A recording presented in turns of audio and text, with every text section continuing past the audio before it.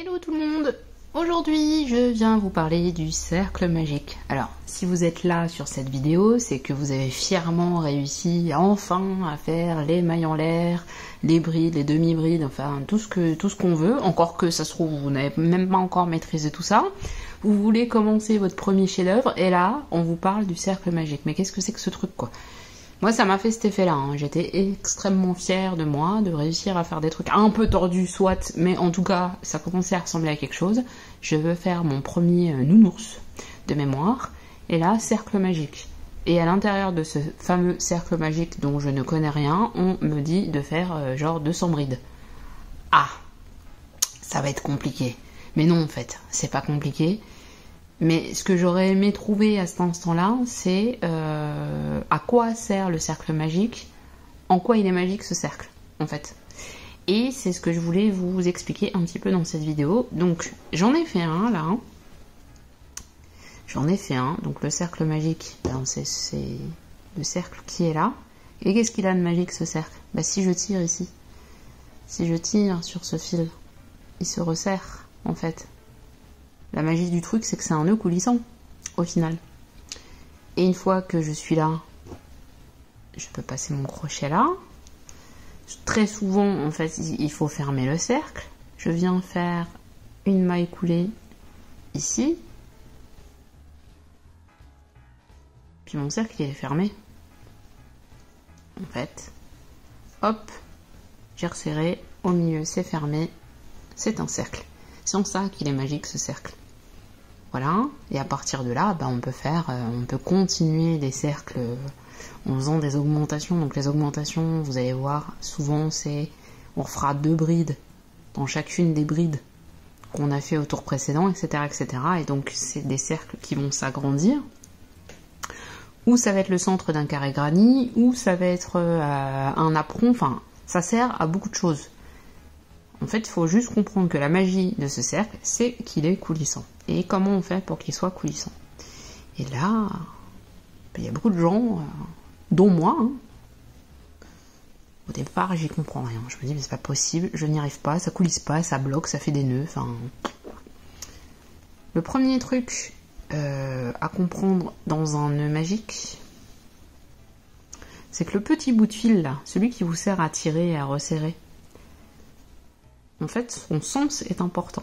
Donc pour faire un cercle magique, pardon, il va falloir entourer le fil autour de vos doigts. On va entourer le fil autour de vos doigts. Vous avez peut-être déjà vu la technique sans la comprendre.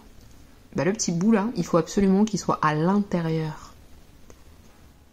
Je vais vous expliquer pourquoi il doit être à l'intérieur en fait de votre main et pas comme ça. Il faut vraiment qu'il soit à l'intérieur.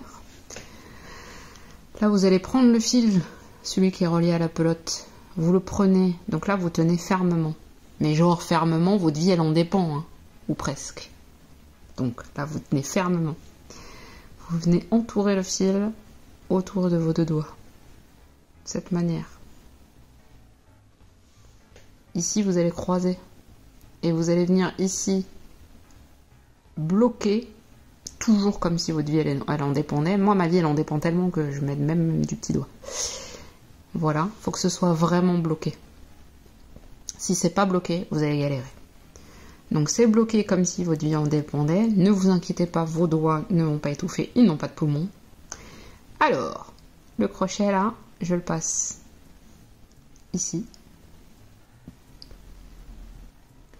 Ce qui va me permettre de venir attraper ici ce fil-là, c'est celui qui est relié à la pelote. D'où l'intérêt de ne pas se tromper de sens sur le fil. Donc je viens attraper ce fil de cette manière. Et ça va me former une boucle. Là, on a la boucle. Cette boucle, on va venir la vriller. Donc en tournant tout simplement le crochet. Donc on a cette boucle qui est formée en tournant le crochet. On fait un jeté, on lâche toujours pas, hein. Notre vie en dépend toujours là. Hein. On vient faire un jeté en passant le crochet de cette manière. On tire et on vient passer dans la boucle qu'on aura formée Oups, c'est un peu sec. Et là, on a fait notre première maille en l'air parce que souvent, le cercle magique, ça commence par 2, 3 mailles en l'air, selon ce qui va enchaîner par la suite.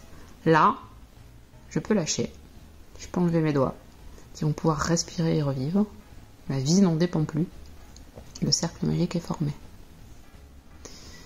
J'ai fait une maille en l'air, je peux encore en faire une, voire 2. Et je vais pouvoir commencer à faire mes brides. Mais quand je commence à faire mes brides, j'ai mon petit bout de fil qui pendouille là, qui va être celui que je vais tirer pour resserrer. Vous voyez, si je tire dessus, ça resserre. Si je retire dessus dans l'autre sens, ça s'ouvre. Ce petit bout de fil, en fait, je l'englobe avec mes brides, en faisant mes brides. Donc, je ne prends pas seulement le cercle, je prends les 2 fils. Et donc, mon jeté, je passe dans le cercle magique en prenant bien les 2 fils là, donc le fil qui pendouille et le fil de mon cercle magique. Je ressors, un jeté, 2 brins, un jeté, 2 brins. Hop, une nouvelle bride. Toujours en englobant mes 2 fils.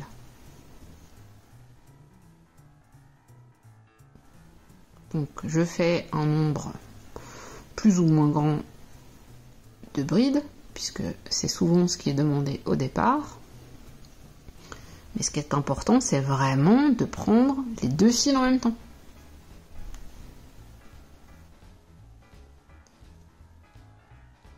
Hop.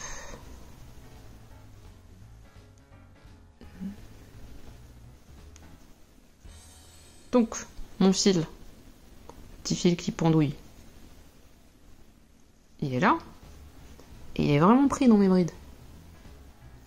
À chaque fois que je viens faire une bride, je l'englobe. Hop. Voilà, donc je sais pas combien, de toute façon j'ai pas compté, donc je sais pas à combien de brides on est là. Mais en tout cas, vous avez un certain nombre de brides à faire. Vous allez attraper le fil que j'ai appelé de façon très élégante le fil qui pendouille, et on va venir le tirer. Et vous voyez, le cercle se resserre. Ça coulisse. Ça coulisse. Et ici, si je viens faire une maille coulée, et bien je ferme ce cercle. Une maille coulée. J'ai plus besoin de mon fil qui pendouille. Hop, je viens fermer. Mon cercle est fermé. Et je vais pouvoir passer au tour d'après. Qu'est-ce qui se serait passé si j'avais pris le fameux fil qui pendouille, si je l'avais pris dans le mauvais sens? Eh bien, on va regarder. On va le faire. Donc, j'ai tiré comme une sauvageonne. Ça m'a fait un nœud que je vais du coup couper. C'était pas gênant, mais bon, je le coupe. Et donc là, je prends le fil vers l'extérieur. Donc c'est tellement pas logique pour moi que j'ai du mal à le faire. Alors, hop, j'entoure, comme je vous disais tout à l'heure. Je tiens comme si ma vie en dépendait. C'est déjà plus compliqué, mais on va y arriver. Bon, déjà vous voyez qu'il y a un truc qui n'est pas très logique. Et donc là, je passe le crochet. Je viens choper ce fil qui n'est relié à rien, du coup, puisque c'est le fameux fil qui pendouille. Je le prends, je le vrille, je fais ma boucle, je ressors de l'autre côté, je galère à tenir, parce que du coup, comme il pendouille le machin, là, ben, j'arrive pas à le tenir, déjà. Oh, hop, je suis passée dedans. Super. Je vais faire mes mailles en l'air. 1, 2. Le truc il se tient pas parce que bah, bébé comme il a été pris à l'envers, ça marche pas mon histoire. Hein. Et donc je vais commencer à faire des brides. Je vais pas en faire 50 parce que de toute façon, autant vous dire que ça ne va pas fonctionner du tout. Donc hop. Hop. Voilà. J'ai fait 2-3 brides. Et là je tire et il se passe absolument rien. Il ne se passe rien. il ne se passe rien. Rien, ça se resserre pas, voilà. Et en fait, ça c'était mon problème du départ. Voilà. Et puis il y a toujours un enfant ou un mari qui vient vous parler à ce moment-là.